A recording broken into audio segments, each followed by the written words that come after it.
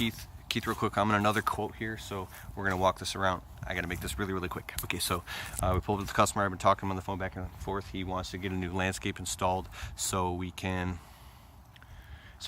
move, whatever. So I'm looking at the landscaping, I'm looking at the waters dripping, I'm looking at the gutters, I'm looking at everything. I want to know why that Japanese maple tree was trimmed all weird like that. It's because it died, so the people who trimmed it were literally pulling dead off it. Why did it die? I think it got died because it was overwatered or infected or something. So we want to remove that and then grind that stump and then put a new tree there. So we're talking about $800 for the tree. Right here, this was a pine tree, it looked like, and they just put all the pine tree stump grinds right there. Later, sir. But to put a new tree here, I don't want to put a new tree here because I don't want to dig 36 to 48 inches deep to put a root ball in a brand new tree, because the gas line is right over there and it runs right across parallel with this. That's just me. I just don't like doing that. And otherwise, if we were to put a new tree here, we'd have to have a stump grinder guy come and bore this hole out again. Otherwise, let's clean it up and put some topsoil and just put some grass seed and some peat moss and be done with it. Same with around here. We're going to wrap the landscape bed around to these burning bush and hook it in and taper it off back there.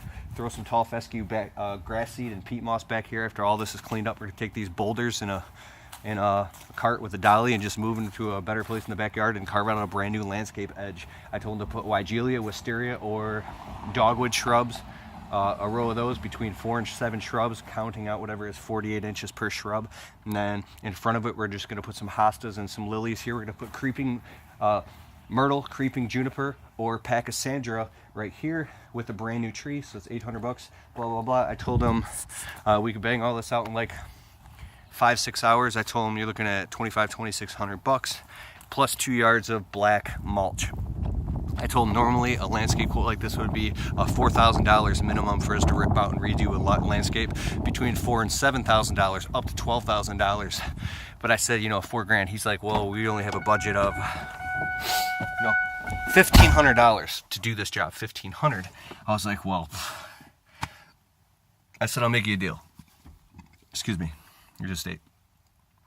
If you get all the stuff here and you go pick it all up, I'll just give you all advice, and I show up and all the stuff is already here and we don't got to take the boulders away. We can throw the boulders in the backyard. I just trim all that stuff down. We ain't planting no tree there. I'll get the tree and we'll throw it all in like, 3 hours, because it's a really small area. I say, you give me $1,000 and I'll put everything in and you get no warranty. And he's like, so I gave him a big list. He's gonna go shopping and get it all. I don't want people to be like, oh, I would have $3,000. If his budget is $1,500 and $1,000 and $500 is what he has to work with to get out the plants, I don't know how he's gonna do it.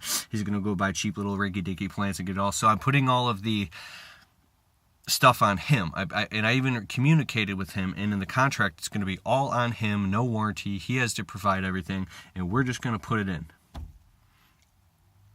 Edge, some sod in the front of it, mulch, $1,000. Because I know that it'll cost me 1, 2, 3,